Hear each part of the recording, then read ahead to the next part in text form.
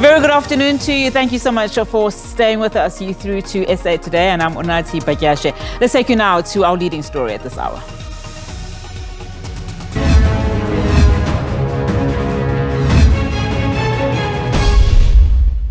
More than 90,000 matric learners sat for their first paper of the National Senior Certificate Examinations in the Eastern Cape.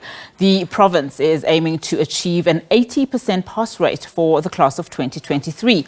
The previous class recorded a 77.3%. The Education Department is hoping for an incident-free examination period. SABC News reporter Bongile Yankis has more for us. Well, the Eastern Cape Education Department says it's confident that the matric class of 2023 will bring them that 80% pass rate that they've been yearning for. The department says it has done everything, it has put everything in place and focused on poor performing schools, and that will lift them to this 80% pass rate. But let's get comment from the department. I'm now joined by its spokesperson, Vuyiseka Mboklela. Ma'am, thanks a lot for your time. Were there any glitches today? Yes, close to 98,000 learners in the province were writing their first paper, English, and we are confident that they are going to reach 80% as the commitment that MEC signed with the Premier when he entered the office in 2019. And I can confirm that indeed at 5 o'clock today, there's a reporting session that is going to be led by the Chief Director responsible for examination, Mr. Mabona, where he will be getting a briefing from all exam heads across the province, and we can confirm that it's all system goes in the Eastern Cape. There are no hindrances that we are foreseeing, and the plans of making sure that this is a province that delivers incident-free examination is there. And I can confirm that we've got a support of the province in terms of the people, the NGOs, the teacher unions have confirmed that they're going to pledge their support to the department to deliver free and a clear examination. And of course, our learners, they are very optimistic, and teachers themselves, they are very optimistic. Take us through the planning that went through to get to this day. It's a planning that started in March. Every quarter in the Department of Education, there's a clear analysis of what would have been the outcome of the first quarter. And I can tell you that from March until today, there's been a consistent planning because every year we learn something new out of examination, and even in this year.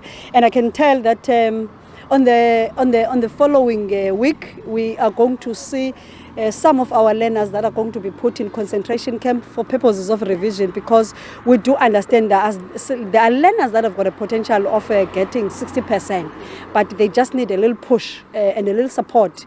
And there's that plan that has been put by the department. Immediately they would have been finished with first papers, which is languages, and then when they go to the core subjects, that's then the department will be giving them a concentration camp. It's a total number of students that are close to 19,000 in different schools in the province, because there are schools that we categorize that they've got a potential, but the only thing that becomes a problem in sometimes is the support.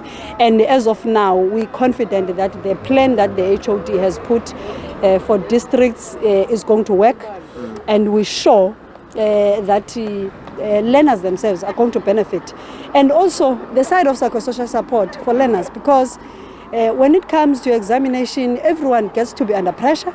Teachers themselves got to be under pressure, learners themselves got to be under pressure, and there's a psychosocial support that has been provided by the department to make sure that they focus on this period. Okay. Throughout this year, we've been battling with issues of scholar transport. I know it's not within your department, but from what you gather, has that been solved? Will we experience any glitches thus far, particularly at this crucial time?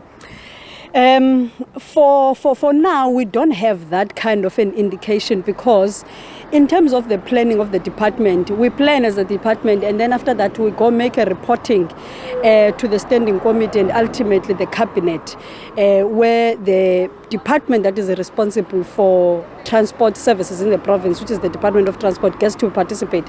And as of now, we don't have a school that has indicated a challenge in relation to transport. And I can also confirm that even if that would have been the case, Office of the Premier would have taken an instant decision on what needs to be happened, because one thing that is a commitment from provincial government is that examination must happen without any hindrances, and all role players are expected to have their hands on deck. And as of now, we don't have a school that is indicating a scholar transport issue. And you know, in terms of the numbers, if there were to be a challenge of scholar transport, it would have been today, because this is the biggest number that is writing in the province. The first 2 days of writing, which is when they're writing languages, and then after that the number goes down drastically because they get to be segmented according to their own streams.